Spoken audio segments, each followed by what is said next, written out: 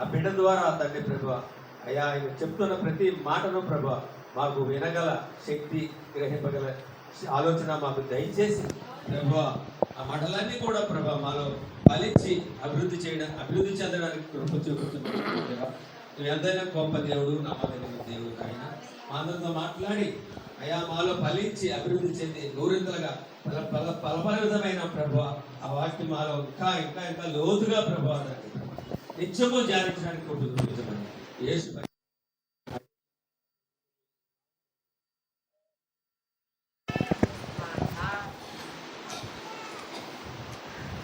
ప్రార్థించిన అందరికీ వందనాలండి.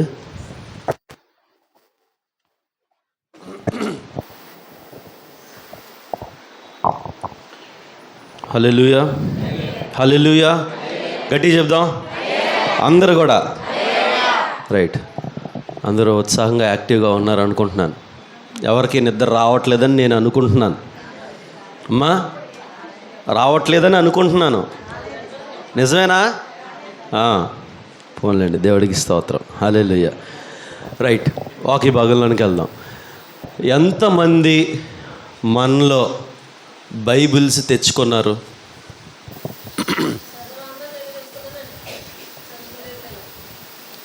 ఎంతమంది మనలో బైబిల్ పట్టుకొని మందిరానికి వస్తున్నారు?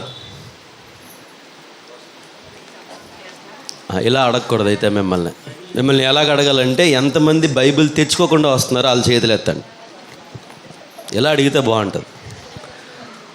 అమ్మా, బైబిల్స్ తెచ్చుకోకుండా వచ్చిన వాళ్ళు చేతులు ఎత్తండి. 1 2 3 4 5 ఇంకా 6 7 8 ఇంకా 9 10 ఇంకా. అంతేనా? ఇంకెవరైనా ఉన్నారా? అంతేనమ్మా, ఇంకెవరైనా ఉన్నారా? రైట్, ఓకే, 10 మంది ఉన్నారు. ఎంతమంది ప్రతిరోజు బైబిల్ చదువుతూ ఉంటారు?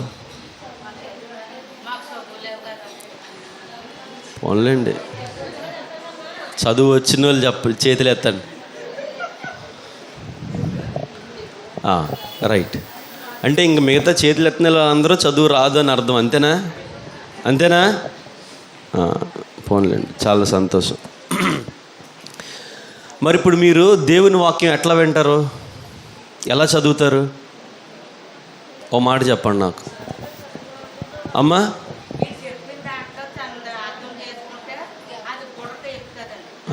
సంతోషం. నేనేది ఇంటి దగ్గర వాక్యాన్ని ధ్యానించే వాళ్ళు ఎంతమంది అంటున్నాను? చాలా తక్కువ మంది కదా. చదువు రాదు అన్న ఒక్క కారణం చేత మీరు వాక్యం చదవలేకపోతున్నారు. అంతేనా? కానీ వాక్యం చదివించుకోగలరు. వాక్యము మనము చదవలేకపోయినా చదివించుకోవచ్చు. అవునా కదా? మరొకసారి అడుగుతున్నాను, వాక్యము మనం చదవలేకపోయినా చదివించుకోవచ్చు. అవునా కదా? ఇప్పుడు చెప్పండి, నాకు చదువు రాదు అన్నవారు ఎంతమంది చదివించుకుంటున్నారు వాక్యాన్ని? కనీసం చదివించుకునే ప్రయత్నం కూడా చేయలేదు. ఎందుకంటే నాకు చదువు రాదు అన్న దాంతోనే వాక్యాన్ని పక్కన పెట్టేస్తున్నాం. ఎందుకు ఈ మాటలు నేను చెప్తున్నానంటే, వాక్యము ఎంత ప్రాముఖ్యమైనదో ఈరోజు మనం చూద్దాం. బైబిల్ ఎంత ప్రాముఖ్యమైనదో మనం తెలుసుకోవాలి. ఈ వాక్యము ఎంత ప్రాముఖ్యమైందో మనం తెలుసుకోవాలి. ఈ బైబిల్లో కొంతమంది దేవుని శిష్యులు ఉన్నారు. వాళ్ళు ఏం చదువుకోవాలా? ఉదాహరణకి పేతురు గురించి మనకు తెలుసు. ఎవరైనా చేపలు పట్టే ఆయనకి వాళ్ళు కూడా రావు. మరి ఆయనేమో 2 పత్రికలు రాశాడే. ఎలా రాశాడు ఆయన? ఇందులో ఉన్నాయా పత్రికలు? పేతురు గారు రాసిన మొదటి పత్రిక ఏంటి? వాళ్ళు రాని ఆయన 2 పత్రికలు రాశాడా? ఎలాగా? ఎట్లా సాధ్యమైంది? అంటే నాకు రాదు ప్రభు అని చెప్పి ఆయన కూర్చోలా. మరలా చెప్తున్నా, నాకు చదువు రాదు అని కూర్చోలే ఆయన. ఎట్లాగైనా దేవుని కొరకు వాక్యాన్ని నేను వినాలా, నేను చదవాలా, నేను రాయాలా, దాన్ని బట్టి అనేక మంది చదివి రక్షింపబడాలా అనేది ఆయన ఆలోచన. ఇప్పుడు చెప్పండి, మనలో చాలామంది నాకు చదువు రాదండి అని చెప్పి వదిలేస్తున్నాం. అది కరెక్టా కదా? కరెక్టేనా? చదువు రాదని చెప్పి బైబిల్ పక్కన పెట్టేస్తే కరెక్టా కాదా అని అడుగుతున్నా. చదివించుకోవచ్చు కదా. అట్లా చదివించుకుంటే దేవుడు మనకి జ్ఞానం ఇస్తాడు, చదువుకునే జ్ఞానం ఇస్తాడు. పేతురు గారికి ఆ అంటే ఊ రాదు, ఊ అంటే ఆ రాదు, అవునా? కానీ ఆయన 2 పత్రికలు రాశాడు. చేపలు పట్టేవాళ్ళే. ఇందులో ఆయన శిష్యులందరూ అనేక మంది, అందరూ ఆల్మోస్ట్ అందరూ చేపలు పట్టేవాళ్ళే. మరి వాళ్ళందరూ ఎట్లా రాశారంటారు? ఎలా చదివారంటారు? ఎట్లా సువార్తను ప్రకటించారంటారు? ఒకసారి చెప్పండి. మనకి దేవునికి దూరంగా ఉండడానికి ఒక చిన్న కారణం దొరికితే చాలు, వెంటనే దూరం అయిపోతాం మనం, అవునా? దేవునికి నేను దూరంగా ఉండడానికి నాకు ఒక చిన్న కారణం దొరికితే చాలు. ఏంటంటే నాకు బైబిల్ చదవడం రాదండి, చదువు రాదు, ఒక కారణం చేత నేను దేవునికి దూరం అయిపోతున్నాను. నాకు ప్రార్థన చేయడం రాదండి, అందుకని నేను ప్రార్థన చేయను, ఒక కారణం చేత నేను దేవునికి దూరం అయిపోతున్నాను. నాకు విజ్ఞాపన చేయడం రాదండి, అందుకని నేను విజ్ఞాపన చేయనండి, అందుకని నేను దేవునికి దూరం అయిపోతున్నాను. అంటే నేను కారణాలు ఎత్తుక్కుంటున్నాను. దేనికి ఎత్తుక్కుంటున్నాను? దేవునికి దూరం అవ్వడానికి నేను కారణాలు ఎత్తుక్కుంటూ ఉన్నాను. ఒక్కసారి ఆలోచించండి. ప్రార్థన చేయడానికి కారణం ఎత్తుక్కున్నావా? బైబిల్ చదవడానికి కారణం వెతికామా? దేవునికి దగ్గరగా ఉండడానికి కారణం వెతికామా? వెతకం. మందిరానికి ఎందుకు రాలేదంటే కారణాలు ఉంటాయి. ఫంక్షన్స్ ఉన్నాయండి, ఇది ఉందండి, ఊరు వెళ్తున్నామండి, అది వెళ్తున్నామండి. ప్రార్థన ఎందుకు చేయలేదంటే కారణాలు ఉంటాయి. శరీర బలహీనత అండి, ఒంట్లో బాగోలేదండి, నీరసంగా ఉందండి, బాగోలేదండి, బయటికి వెళ్ళానండి, అక్కడికి వెళ్ళానండి, ఇదండి అదండి అని చెప్తాం. మరి దేవునికి నువ్వు దగ్గరగా ఉండడానికి కారణాలు ఎత్తుక్కున్నావు ఎప్పుడన్నా? ప్రభు నేను ప్రార్థన చేస్తూ ఇంకా ముందుకెళ్ళాలి ప్రభు అని చెప్పి కారణాలు ఎత్తుక్కున్నావు ఎప్పుడన్నా? ఎతికేమా లేదా? ఆ కారణం చేత నేను ఇంకా ప్రార్థన చెయ్యాలా అని అనుకున్నామా? అనుకోలేదు. అంటే ఎంతసేపు కూడా మనం ఎప్పుడు కూడా దేవునికి ఎలా దూరం అవ్వాలా అని ఆలోచించుకుంటా కూర్చున్నాం, కానీ దేవునికి నేను ఎట్లా దగ్గర అవ్వాలా అన్నది మాత్రం నేను ఆలోచించుకోవట్లేదు. అంతేనా కదా? నిజమా కదా? చెప్పండి, నిజమేనా? మరి ఈరోజు నుంచి మనం ఏం చేయాలైతే? దేవునికి దగ్గరగా ఉండడానికి కారణాలు ఎతకండి. మందిరానికి ఒక రోజు నేను వెళ్ళకపోతే మీ పాస్టర్ గారు మిమ్మల్ని అడిగినా అడగకపోయినా దేవుడు ఒక రోజు మిమ్మల్ని అడుగుతాడు. ఏం సమాధానం చెప్తారు? ప్రభువా ఫంక్షన్కి వెళ్ళాను ప్రభువా అంటారు. అంటే అక్కడ దేవుడి దగ్గర మనం చెప్పే సమాధానం ఆయన ఒప్పుకుంటాడంటారా? ఒక మాట చెప్పండి. నాకు చెప్తే నేను ఒప్పుకుంటాను. అదే మాట ఆయనకు చెప్తే మరి ఒప్పుకోనప్పుడు నువ్వు మానేస్తే అది తప్పా కాదా? అంటే నువ్వు ఎత్తుక్కున్న కారణం ఏంటంటే నేను దేవునికి దూరంగా ఉండడానికి. ఏ కారణాలు అయితే బాగుంటాయా అని. ప్రార్థన ఎందుకు చేయలేదు? పోయిన ఆదివారం నుంచి ఆదివారం వరకు మిమ్మల్ని అడుగుతున్నాను, ఎంతసేపు ప్రార్థన చేస్తుంటారు మీరు అందరూ? వారం అంటే 7 రోజులు, పోయిన ఆదివారం తీసేస్తే 6 రోజులు. ఎంతసేపు మనం ప్రార్థన చేస్తుంటాం? 6 రోజులు ఎంతసేపు ప్రార్థన చేస్తుంటాం ఒకసారి చెప్పండి నాకు. 6 రోజులు, ఒక రోజు గురించి కాదు, 6 రోజులు, రోజుకి 24 గంటలు, 6 రోజులు, 6 × 24 ఎంతండి? 144 గంటలు. ఇప్పుడు చెప్పండి, 144 గంటల్లో ఎన్ని గంటలు ప్రార్థన చేసాం? 1 గంట కూడా పట్టుమని చేసి ఉండినోళ్ళు కూడా ఉండరేమో. 144 గంటలు అంటే నువ్వు 144 గంటలు దేవునికి దూరంగా ఉండడానికి ఎన్ని కారణాలు ఎత్తుక్కున్నావో. ప్రార్థన చేయాలని మనసు ఉంటుంది, కానీ ఫోన్ వస్తుంది, పని వస్తుంది, ఇంకో పని వస్తుంది, లేకపోతే నీరసం వస్తుంది, కాలు నొప్పులు వస్తాయి, తలనొప్పి వస్తుంది, ఒళ్ళు నొప్పులు వస్తాయి. ప్రార్థన ఆపేసి హ్యాపీగా మనం ఖాళీగా కూర్చుంటాం. అంటే ఒక 144 గంటలు నువ్వు దేవునికి దూరంగా ఉన్నావు. అంటే ఇప్పుడు చెప్పాలని మన జీవితంలో దేవుడు కార్యాలు ఎట్లా చేస్తాడు చెప్పండి. 144 గంటలు నువ్వు దేవునికి దూరంగా ఉంటే ఇదే 144 గంటలు అపవాదిగాడు నీకు దగ్గరగా ఉంటాడు. అంటే నీకు శ్రమ రాదా? కష్టం రాదా? ఇబ్బందులకు వెళ్ళవా? మనందరికీ తెలిసిన వాక్యమే, చెప్పండి ఒకసారి. అపవాది గర్జించే సింహం వలె అటు ఇటు తిరుగుతూ ఎవరిని మింగుదావా అని ఎదురు చూస్తూ ఉన్నాడు. అంటే ఇప్పుడు నువ్వు దేవునికి 144 గంటలు దూరంగా ఉన్నావంటే నీకు దగ్గరగా ఉండేవాడు ఎవడో? అంటే నిన్ను మింగడానికి, నిన్ను శోధనలో పడేయడానికి, నిన్ను కష్టంలో తోసేయడానికి, నిన్ను ఇబ్బందుల పాలు చేయడానికి, నీకు దుఃఖము తెప్పించడానికి, కన్నీరు తెప్పించడానికి నీ పక్కన ఉన్నది ఎవరు? మరలా మనం ఏమంటామో తెలుసా దేవుణ్ణి? చెప్పండి. నాకేం చేసావు? 144 గంటలు నువ్వు దేవునికి దూరంగా ఉండి ఆదివారం మందిరంలోకి వచ్చి మనం అడిగే మాట ఏంటో తెలుసా? నాకేం చేసావు ప్రభువా? ఈ వారం అంతా బలహీనత, ఒళ్ళు నొప్పులు, కాలు నొప్పులు, సలుపులు, జ్వరము, నీరసము, బాధలు, ఇబ్బందులు.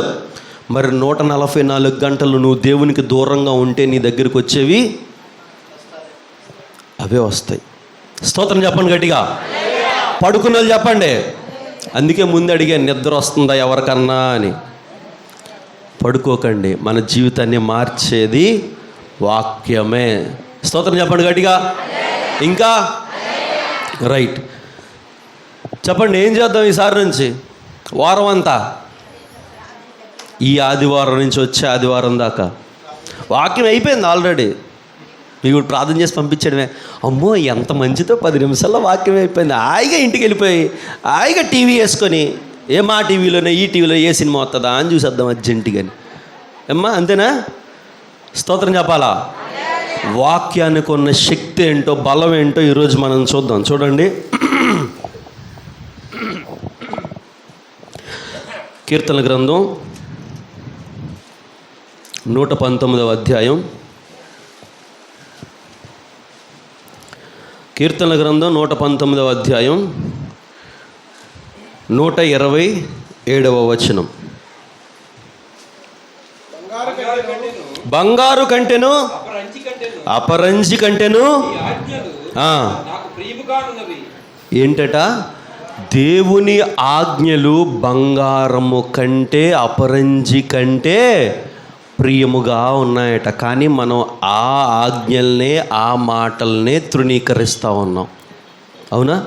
105వ వచనం చదువుదాం. అందులో నీ వాక్యము నా పాదములకు దీపమును త్రోవకు వెలుగుగా ఉన్నది. స్తోత్రం చెప్పండి. త్రోవకి వెలుగుగా ఉన్నదేంటి? వాక్యము. ఆయన పాదాలకు దీపముగా ఉన్నదేంటి? వాక్యము. మరి ఆ వాక్యమే మనం మందిరానికి వచ్చి వినకుండా పడుకుంటూ ఉంటాం. ఆ వాక్యమే మనం ఇంటికి వెళ్ళిన తర్వాత పక్కన పడిసేసి, బైబిల్ పక్కన పడిచేసి వారం అంతా మనం పనులు చేసుకొని మరలా ఆదివారం మనం వస్తాం. అంటే ఆ వాక్యము మనకి దీపముగా ఉండక్కర్లా. నా త్రోవలో వెళ్ళేటప్పుడు, నేను నడిచేటప్పుడు, నా ప్రయాణములో, నా జర్నీలో, లేకపోతే ఏదైనా పని మీద వెళ్ళేటప్పుడు అది నాకు వెలుగుగా ఉండాల్సిన పని లేదు. అందుకే నేను దాన్ని పక్కన వదిలేస్తున్నాను. కానీ దేవుడు అంటా ఉన్నాడు, అది నీ త్రోవకి, నీ మార్గాలకి, నీ పాదాలకి వెలుగుగా ఉంటుంది. ఎప్పుడు ఉంటుంది వెలుగుగా? నువ్వు చదివినప్పుడు ఉంటుంది. చదువు రాకపోతే చదివించుకున్నప్పుడు ఉంటుంది. చదివిస్తూ కూడా వినొచ్చు. వినకూడదా? వినొచ్చా వినకూడదా? మరి ఎందుకు మనం దీనివైపు చూడట్లేదు? ఎందుకు చూడట్లేదు చెప్పండి ఒకసారి. ఇది ఎంత శక్తివంతమైందో తెలుసా? మనం ప్రయాణాల్లోకి వెళ్తే, పని మీద వెళ్తే, ఎక్కడికి వెళ్ళినా, ఏ పని చేసుకున్నా ఇది ఏం చేస్తుందట? ఈ వాక్యము మనకి వెలిగింపజేస్తుందట. ఆగిపోయే కార్యాన్ని జరిగిస్తుందట. స్తోత్రం చెప్పండి.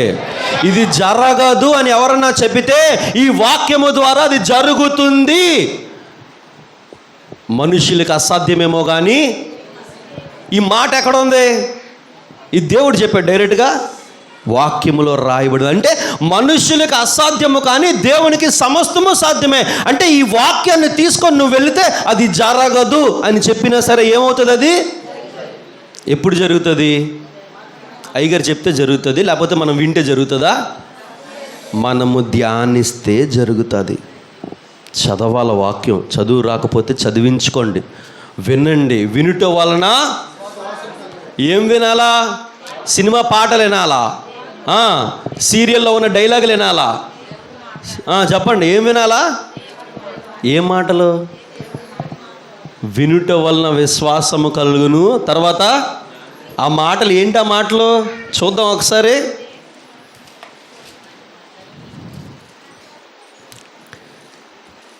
ఏ మాటల వలన? వినుట వల్ల విశ్వాసము కలుగును. అది కూడా క్రీస్తు యేసు యొక్క మాటలు వినడం వల్లనే నీకు విశ్వాసం కలుగుతుంది. స్తోత్రం చెప్పండి. పక్కింటోళ్ళు చెప్పే మాటలు బట్టి నీకు విశ్వాసం రాదు. వాళ్ళు వీళ్ళు చెప్పుకునే కబుర్లు, సోది కబుర్లు బట్టి మనకు విశ్వాసం రాదు. దేనివల్ల వస్తుంది విశ్వాసం? మనకి ఒక గంట ఖాళీ ఉందనుకోండి, ఏం చేస్తాను చెప్పండి? నిజంగా మామూలుగా అడుగుతున్నాను, సరదాగా ఫ్రెండ్గా అడుగుతున్నాను, లేకపోతే మీ అబ్బాయిగా అడుగుతున్నాను, తమ్ముడిగా అడుగుతున్నాను, అన్నయ్యగా అడుగుతున్నాను అనుకోండి, కొడుకుగా అడుగుతున్నాను అనుకోండి. ఒక గంట మనందరికీ ఒక గంట ఖాళీ ఉందండి, ఫ్రీ. ఏం చేస్తాను చెప్పండి? సెల్ ఉన్న వాళ్ళు సెల్ చూసుకుంటారు. ఇంకా సెల్ లేని వాళ్ళు అరుగు మీద కూర్చుంటారు. ఎందుకు చెప్పండి? ఊసులు ఆడుకోవడానికి ముసలమ్మ ముచ్చట్లు పెట్టుకోవాలా? లేదంటే పక్కింటికో ఎదురింటికో వెళ్తారు. వదిన ఏం కూర చేసావు? ఖాళీ, నేను గంట ఖాళీ, కాసేపు కూర్చో మాట్లాడదాం. వాళ్ళ ఇంట్లో ఏదో జరుగుతుందట కదా, వీళ్ళ ఇంట్లో గొడవలు ఆడుతున్నారట కదా. చెప్పాలి. ఇంకా ఖాళీ ఉంటే మనం చేయాల్సిన పనులు ఇవి కాదు. ఈ మాటలు వినడం వల్ల మనకు విశ్వాసం రాదు. ఏ మాటలు వినడం వల్ల? క్రీస్తు మాటలు వినడం వల్ల మనకు విశ్వాసం వస్తుంది. ఈ మాటలు వినడం వల్ల ఉన్న విశ్వాసం కాస్త పోతుంది. మన జీవితాలు బాగు చేసే పనిలో మనం ఉండాలా. మన జీవితాల్ని పాడు చేసుకునే పనిలో మనం ఉండకూడదు. మనం ఇంకా అంటూ ఉంటాం, ప్రభువా ఎందుకు నా జీవితం ఇలాగైపోయింది, ఎందుకు నా బ్రతికి ఇలాగైపోయింది, ఎందుకో నాకే వస్తున్నాయి కష్టాలు. వస్తాయి, ఎందుకో తెలుసా? ఖాళీ ఉన్నప్పుడల్లా అసుగు కొడతావు, ఖాళీ ఉన్నప్పుడల్లా టీవీ చూస్తావు, ఖాళీ ఉన్నప్పుడల్లా ముసలం ముచ్చట్లు ఎడతావు, ఖాళీ ఉన్నప్పుడల్లా పడుకుంటావు. మరి మనకు రాకపోతే ఎవరికి వస్తాయి? ఎవరికి వస్తాయి? నీకు ఖాళీ ఉన్నప్పుడల్లా మోకరించి ప్రార్థన చేయాలా. ఖాళీ ఉన్నప్పుడల్లా వాక్యము చదవాలి. ఎందుకో తెలుసా?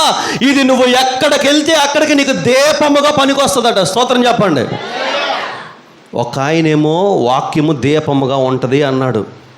ఇంకొక ఆయన అన్నాడు, ఆకాశము భూమి గతించిపోతుందేమో కానీ నా వాక్యము, నా మాటలు ఎన్నడూ గతించవు అన్నాడు. ఆకాశం గతించిపోద్దట, భూమి కూడా గతించిపోతుందట, కానీ దేవుని మాటలు మాత్రం ఎన్నడూ గతించవట. ఇంకొక ఆయన అన్నాడు, నా సొంత మాటలు చొప్పున కాకుండా, నా సొంత ఆలోచన చొప్పున కాకుండా, ప్రభువా నీ వాక్యము చొప్పునే నేను నడవాలన్నాడు. స్తోత్రం చెప్పండి. కానీ మనమేమంటాం? నీ మాటలు కాదు ప్రభువా, నీ వాక్యము కాదు, నా మాటలో నేను చేసేనిది, నాకు నచ్చినట్టుగా బ్రతుకుతున్నాను, నేను సంపాదించుకున్నాను, ఇది నా ఆస్తిది, నా కష్టార్జితం ఇది అని మనం అంటాం. ఎప్పుడన్నా అన్నాం, ప్రభువా నువ్వు ఇచ్చిందేగా ఇదంతా, ఇందులో నేను చేసిందంటూ ఏమీ లేదు అని ఎప్పుడన్నా అన్నావా? మనకు డబ్బు వచ్చే కొద్దీ అహంకారం పెరిగిపోద్ది, గర్వం పెరిగిపోద్ది. అక్కడి నుంచి ఏమంటాం తెలుసా? నేను చేశాను, నేను కష్టపడ్డాను, నేను సంపాదించుకున్నాను, నా వల్లే నా కుటుంబం ఇంత మంచి పొజిషన్కి వచ్చింది అంటాం. కానీ దేవుడి కృప వలన నేను ఇలా ఉన్నాను ఒక్క మాట మనం అన్నావా? కానీ ఎవరన్నారు తెలుసా? చూద్దామా? యోబు గారు అన్నారు. చూడండి, యోబు గ్రంథం తీయండి, 23వ అధ్యాయం 12వ వచనం. పెదవుల ఆజ్ఞను నేను విడిచి తిరగలేదు, ఆయన నోటి మాటలను నా స్వభావప్రాయము కంటే ఎక్కువగా ఎంచింది. స్తోత్రం చెప్పాలా? నా సొంత అభిప్రాయముల కంటే ఆయన మాటలు, ఆయన వాక్యాన్ని నేను ఎక్కువగా ఎంచుకున్నాను. నాకు నచ్చినట్టుగా నేను బ్రతకాలని ఆలోచించుకోలే. ఎవరికి నచ్చినట్టుగా బ్రతకాలని ఆలోచించుకున్నాడట యోబు? దేవుని వాక్యానికి తగ్గట్టుగా బ్రతకాలని ఆలోచించుకున్నాడట. స్తోత్రం చెప్పండి. మరి మనకు వాక్యం అంటే లెక్క ఉండదు, వాక్యం అంటే భయం ఉండదు. భయం ఉందా? నిజం చెప్పండి, వాక్యం అంటే భయం ఉందా మనలో ఎవరికన్నా? ఉందా లేదా? ఉందా? వాక్యం అంటే భయం ఉందన్న చేతులు ఎత్తండి. నిజంగా భయం ఉంటే మీరు రోజు కనీసం 4 గంటల ప్రార్థన చేయాలి. చేస్తున్నారా? చేతులు ఎత్తులని అడుగుతున్నాను, ఎత్తనాలను కూడా అడుగుతాను. కంగారు పడకండి, మిమ్మల్ని కూడా నేను అడుగుతాను. చేతులు ఎత్తులని అడుగుతున్నాను. రోజుకి మీకు భయం ఉందంటున్నారు కదా వాక్యం, రోజుకి ఎన్ని గంటలు ప్రార్థన చేస్తున్నారు చెప్పండి? 4 గంటలు చేస్తున్నారా? అబద్ధాలు చెప్పొద్దు, నా దగ్గర చెప్పొచ్చు. మీరు చేస్తున్నారా లేదు ఎవరు చూస్తారు? ఇప్పుడు చేతులు ఎత్తలేని వాళ్ళ సంగతి.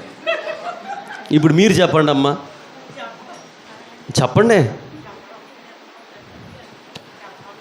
వాక్యాన్ని విడిచిపెడితే మన జీవితాలు ఎట్లా ఉంటాయి తెలుసా? నిజం చెప్తా ఉన్నాను. 1 వారం అంటే కనీసం ఒక రోజు తీసేస్తే 6 రోజుల్లో 144 గంటలు, అప్రాక్సిమేట్గా 144 గంటలు మనము దేవునికి దూరంగా ఎలా ఉంటున్నాం, ఎలా బ్రతుకుతున్నాం, ఏ ఆపదలో చిక్కుకోకుండా ఎట్లా ఉండగలుగుతున్నాం? వాక్యాన్ని నువ్వు పక్కన పెట్టేస్తే వెంటనే మన దగ్గరికి పరిగెత్తుకుంటూ వచ్చేవాడు ఎవడు? లోకములో 2 బలంగా పనిచేస్తాయి. ఏంటో తెలుసా? 1 అపవాదిగాడు, 2 పరిశుద్ధాత్మ దేవుడు. వీళ్ళిద్దరూ బలంగా పనిచేస్తారు. ఎంత బలంగా అంటే పరిశుద్ధాత్మ దేవుడు చెప్తూ ఉంటాడు. చెప్పండి, మనందరికీ తెలిసిన మాటే. ఇజ్రాయేల్ దేవుడు కొనకడు, నిద్రపోడు. అపవాదిగాడు అంటాడు, నేను కొనకను, నేను నిద్రపోను. దేవుడు ఎందుకు కొనకడు, ఎందుకు నిద్రపోవట్లేదు? నా బిడ్డలు, నేను ఒకవేళ పడుకుంటే నా బిడ్డలు చెయ్యి విడిచిపెట్టినట్టు అవుతుంది. నేను నిద్రలోకి వెళ్తే నా బిడ్డలు ఒకవేళ నాకు ప్రార్థన చేస్తే అది నేను ఆలకించగలనా? ఏ సమయంలో ఎవరు ప్రార్థన చేస్తారో తెలియదు. అందుకు దేవుడు అంటున్నాడు, నేను నిద్రే పోను. ఎందుకో తెలుసా? మిమ్మల్ని అనుక్షణము రక్షించి కాపాడడానికి నేను మెలకుగానే ఉంటున్నాను అంటున్నాడు. ఇప్పుడు అపవాదిగాడు అంటూ ఉంటాడు, నువ్వు మెలకుగా ఉంటే నేను కూడా మెలకుగా ఉంటాను. ఎందుకు? ఆ బ్రతుకుల్ని పాడు చేయడానికి, ఆ జీవితాలని పాడు చేయడానికి. అందుకే ఆడట గర్జించే సింహంలాగా అటు ఇటు తిరుగుతూనే ఉంటాడు. ఆడికి వేరే పనే లేదు. దేవుడి పని ఏంటంటే మనల్ని కాపాడడం ఆయన పని అయితే, అపవాదిగాడి పని ఏంటంటే మనల్ని నాశనం చేయడం వాడి పని. ఇప్పుడు కాపాడే దేవుడికి నువ్వు దూరంగా వెళ్ళావు, మరి ఎవరిని దగ్గరికి వస్తారు? ఇది మనకు బాగా అర్థం కావాలంటే, ఒక చిన్న కుర్రోడు 2 సంవత్సరాలు 3 సంవత్సరాల కుర్రోడిని వాళ్ళ తండ్రి తీసుకొని వెళ్తున్నాడు అనుకోండి, రోడ్డు మీద నడుస్తున్నారు అనుకోండి. కుర్రోడు తండ్రి చెయ్యి విడిచిపెట్టి పరిగెట్టాడు అనుకోండి, ఏం జరుగుతుంది? పడిపోవచ్చు, ఏదన్నా కుక్కలు ఎదురు రావచ్చు, ఏదన్నా కుక్క కరిసేయచ్చు. చాలా వీడియోలు చూసే ఉంటాం, కుక్కల పిల్లల్ని ఎంతగా ఇది చేస్తున్నారు, అవునా కదా? అదే తండ్రితో కలిసి నడిచాడు అనుకోండి, కుక్క ఎదురొచ్చినా సరే, 4-5 కుక్కలు ఎదురొచ్చినా సరే ఆ పిల్లోని ముట్టుకోవడానికి అవకాశమే లేదు. ఎందుకు? పక్కన ఎవరున్నారు? ఇప్పుడు మనతో ఉండాల్సిన దేవుడు మనతో లేకపోతే మనల్ని కూడా అపవాదిగాడు ఖచ్చితంగా అదే పని చేస్తాడు. మనకి తోడుగా దేవుడు ఉండాలా? దేవుడు మనతో ఉండాలంటే ఎల్లప్పుడూ వాక్యము మన హృదయంలో ఉండాలా. స్తోత్రం చెప్దాం గట్టిగా, ఇంకా గట్టిగా, ఇంకా గట్టిగా. నిద్రపోయే వాళ్ళు కూడా చెప్పాలా? ఎవరు నిద్రపోవట్లేదా? ఇంకొక వాక్యం చూద్దాం, చూడండి. ఎఫెసీయులకు రాసిన పత్రిక 6వ అధ్యాయము 17వ వచనం.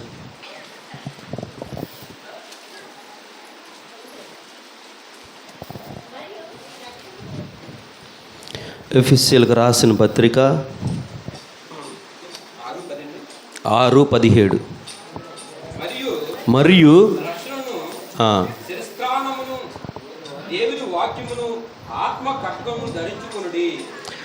మరియు రక్షణయను శిరస్త్రాణమును దేవుని వాక్యమును ఆత్మ ఖడ్గమును ధరించుకొనుడి. స్తోత్రం చెప్పండి గట్టిగా. ఇప్పుడు అంటున్నాడు, దేవుని వాక్యము అనే ఆత్మ ఖడ్గాన్ని మనం ధరించుకోవాలట. ఏం ధరించుకోవాలా? ఆత్మ ఖడ్గం అంటే ఏంటి? అక్కడ ఆత్మ ఖడ్గం అంటే ఏంటి? దేవుని వాక్యము అనే ఆత్మ ఖడ్గము. అంటే ఆత్మ ఖడ్గం అని ఎందుకు అన్నాడు? శరీర ఖడ్గం అనొచ్చు కదా. ఆలోచించాలి మరలా. ఆత్మ ఖడ్గం అని ఎందుకు అన్నాడు? శరీర ఖడ్గం అనొచ్చు కదా. ఎందుకో తెలుసా? మనము పోరాడేది కనిపించని అపవాది గారిని ఎప్పుడన్నా మీరు చూసారా? దుష్టశక్తులను ఎప్పుడన్నా చూసారా?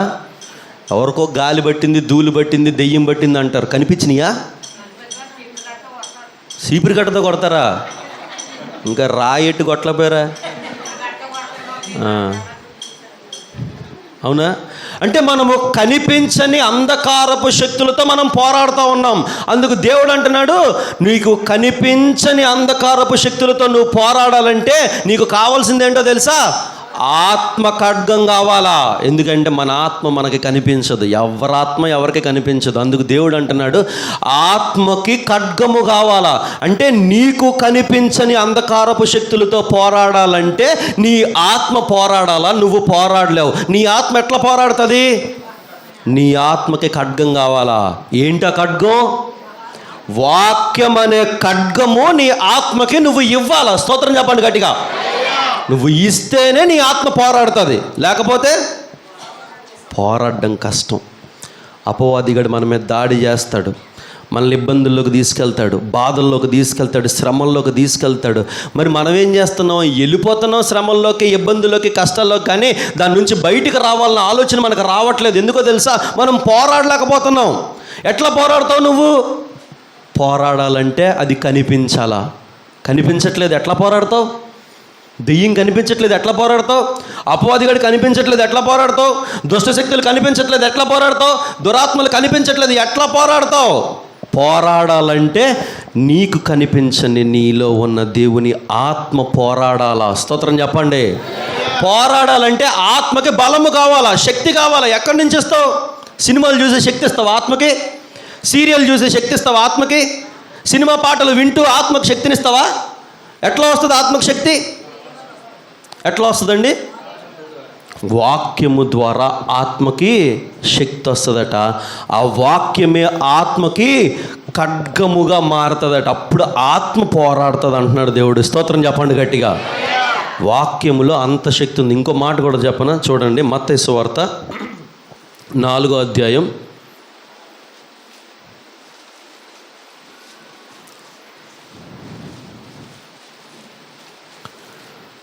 4వ అధ్యాయం 1వ వచనం నుంచి ఒకసారి చదువుదాం ఫాస్ట్గా. అప్పుడు యేసు అపవాది చేత శోధింపబడుటకు ఆత్మ వలన అరణ్యమునకు కొనుపోబడెను. ఆత్మ వలన కొనిపోబడెను. చదవండి. 40 దినములు 40 రాత్రులు ఉపవాసం ఉండిన పిమ్మట ఆయన ఆకలి కొనగా ఆ శోధకుడు ఆయన వద్దకు వచ్చి, నీవు దేవుని కుమారుడవైతే ఈ రాళ్ళు రొట్టెలుగా ఆగునట్లు ఆజ్ఞాపించమనెను. అందుకు ఆయన, మనుషుడు రొట్టె వల్ల మాత్రము కాదు కానీ దేవుని మాట నుండి వచ్చి ప్రతి మాట వలన జీవించును అని వ్రాయబడి ఉన్నది. స్తోత్రం చెప్పండి. ఇప్పుడు యేసు ప్రభు వారు అపవాదితో ఎట్లా ఎదిరించాడు? ఆత్మ ద్వారా కొనిపోబడ్డాడట. ఇప్పుడు సాతాన్ గాడు, దేవుడు ఆత్మలో ఆడుకుంటా ఉన్నారు, మాట్లాడుకుంటా ఉన్నారు. ఏమని మాట్లాడుకుంటున్నారు తెలుసా? అపవాది గాడు అంటున్నాడు ఆత్మతోటి, దేవునితో అంటా ఉన్నాడు, నువ్వు దేవుని కుమారుడు అయితే ఈ రాళ్ళన్నిటిని రొట్టెలుగా మార్చు అంటే, అప్పుడు దేవుని ఆత్మ అంటా ఉంది, ఏమంటుందో తెలుసా? చదవండి. మనుషుడు రొట్టె వలన కాదు కానీ దేవుని మాట వలన బ్రతుకుతోడు అని రాయబడి ఉంది. ఆత్మకి ఎలా తెలిసింది రాయబడి ఉందని? వాక్యము ముందుగానే రాయబడి ఉంది. ద్వితీయోపదేశ కాండములో ముందుగానే రాయబడి ఉంది. మనుషులు రొట్టె వల్ల కాదు కానీ దేవుని మాట వల్ల జీవిస్తారనే మాట రాయబడి ఉందంటే వాక్యము ద్వారా ఎదిరించాడు. స్తోత్రం చెప్పండి గట్టిగా. యేసు ప్రభు ఊరికే ఎదిరించలే, వాక్యముతో ఎదిరించాడు. మరలా చదువుదామా ఇంకొక మాట, 5వ వచనం. అంతటా అపవాది పరిశుద్ధ పట్టణమునకు ఆయన తీసుకొని పోయి దేవాలయ శిఖరమున ఆయనను నిలవబెట్టి, నీవు దేవుని కుమారుడు అయితే కిందకి దూకుము.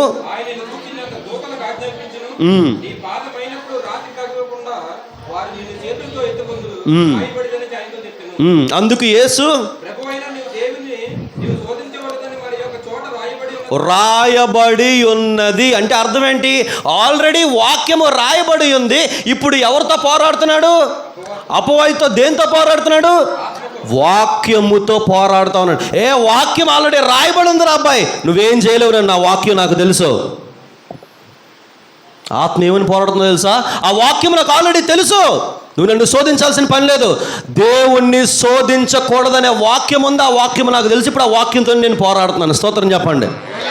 ఆ మాట చెప్పిన తర్వాత అపవాదిగాడు ఏమని అన్నాడా? ఒక్క మాట అన్నాడా? ఇంకొకటి కూడా చూద్దాం దాని తర్వాత.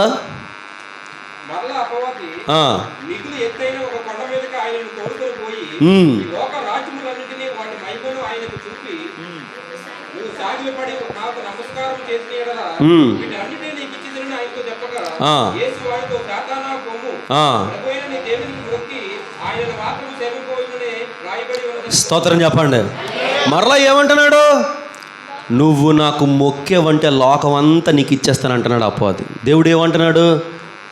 ఏయ్, ఆల్రెడీ వాక్యము రాయబడి ఉంది. ఏంటో తెలుసా? నీ ప్రభువు అయిన నీ దేవునికి నువ్వు మొక్కి ఎక్కడి నుంచి వెళ్ళిపో. రాయబడి ఉంది ఆల్రెడీ వాక్యం. అంటే ఇప్పుడు దేనితో పోరాడాడు యేసు ప్రభు? మరి మనం దేనితో పోరాడుతున్నాం చెప్పండి? మనకి సమస్యలు వచ్చినాయి, కష్టాలు వచ్చినాయి, బాధలు వచ్చినాయి. అపవాదిగాడు ప్రేరేపిస్తున్నాడు, తప్పు చేయి, పాపం చేయి, తప్పుడు చూపులు చూడు, తప్పుడు మాటలు మాట్లాడు, ఎదుటి వ్యక్తిని మోసం చేయి, అన్ని బాధ పెట్టు, దూషించు, బూతులు మాట్లాడు, కొట్టు, తిట్టు, ప్రేరేపిస్తున్నాడు. మరి నువ్వెలా పోరాడుతున్నావు? ఎట్లా పోరాడుతున్నావు? మనం పోరాడగలుగుతున్నావా? పోరాడలేకపోతున్నాం. ఎందుకో తెలుసా? ఆ వాక్యము మనకి తెలియట్లే. తిట్టొద్దు అని ఎక్కడ రాసిందో మనకు తెలియలేదు. బూతులు మాట్లాడొద్దని ఎక్కడ రాసిందో మనకు తెలియలేదు. ఎవరిని హింసించొద్దని ఎక్కడ రాసిందో మనకు తెలియలేదు. ఎవరిని కొట్టొద్దని ఎక్కడ రాసిందో మనకు తెలియలేదు. మోసం చేయొద్దని ఎక్కడ రాసిందో మనకు తెలియలేదు. అందుకు మనం పోరాడలేకపోతున్నాం. ఓ అపవాది, ఇక్కడ రాసుందిరా నాయన తిట్టొద్దని, నీతిగా బ్రతకమని ఇక్కడ రాసుంది. నేను తప్పు చేయను. ఎప్పుడు? వాక్యము తెలిసినప్పుడు వాక్యముతో పోరాడాలి. అందుకే దేవుడు అంటా ఉన్నాడు, ఆత్మకి ఖడ్గము కావాలా? ఆ ఖడ్గము కూడా వాక్యం అనే ఖడ్గం కావాలా? స్తోత్రం చెప్పండి గట్టిగా. ఇంకొక మాట కూడా చూద్దామా? ఎఫెసీయులకు రాసిన అదే పత్రికలో 5వ అధ్యాయం 27వ వచనం. 27వ వచనం, 5వ అధ్యాయం 27వ వచనం. దాని కిందన ఉంటుంది, చదవండి. అటువలే క్రీస్తు కూడా సంగమును ప్రేమించి అది కళంకమైనను మడత అయినను అటిది మరి ఏదైనను లేక పరిశుద్ధమైనదిగాను నిర్దోషమైనదిగాను మహిమగల సంఘముగాను ఆయన తన ఎదుట దానిని నిలబెట్టుకొనవలెనని వాక్యంతో ఉదక స్థానము చేత దానిని పవిత్ర. స్తోత్రం చెప్పండి. ఇప్పుడు దేవుడు అంటున్నాడు, మనల్ని పరిశుద్ధంగా దేవుని ఎదుట నిలవబెట్టాలట. ఎట్లా నిలబెడతాడు? వాక్యముతో నువ్వు ప్రతిరోజు ఉదక స్నానము చెయ్యాలా. అక్కడ చూడండి, వాక్యముతో ఉదక స్నానము చేత పవిత్రపరిచి, మనల్ని పవిత్రపరుచుకొని, మనల్ని పరిశుద్ధంగా ఉంచుకొని, దేని ద్వారా? లక్స్ సింతాలు రోజు స్నానం చేసే సబ్బు ద్వారా పరిశుద్ధంగా అయిపోతాం కదా. మంచి స్మెల్ వచ్చే సబ్బు, మంచి సువాసన వచ్చే సబ్బు కొనుక్కొని బాగా రుద్దేసుకుంటే పరిశుద్ధంగా మారిపోతాం. అంతేనా? వాక్యముతో నువ్వు ఉదక స్నానం చేయాలా. నువ్వు ఏ సబ్బుతో నువ్వు ఉదక స్నానం చేసినా ఆ సబ్బు అంతా అరిగిపోయేలా రుద్దుకున్నా నువ్వు నల్లగా ఉన్నాడు తెల్లగా అవుతావేమో కానీ, మురికిపోతుందేమో కానీ, పరిశుద్ధంగా మారడము అసాధ్యము. ఈ లోకములో ఏ వస్తువు చేతనైనా సరే, దేనితో అయినా సరే ఒక మనిషి పరిశుద్ధపరచబడాలంటే జరగని పని. మరి ఎట్లా పరిశుద్ధపరచబడతాడు ఒక మనిషి అంటే? దేవుడు అంటా ఉన్నాడు, నువ్వు ప్రతిరోజు వాక్యము చేత ఉదక స్నానము చేస్తూనే ఉండాలా. ప్రతి గంట చేస్తావు. టైము దొరికినప్పుడల్లా నువ్వు చేయాల్సిన పని ఏంటి అంటే చెప్పండి? వాక్యము చదువుతూ ప్రార్థనలో ఉండడమే మన పని.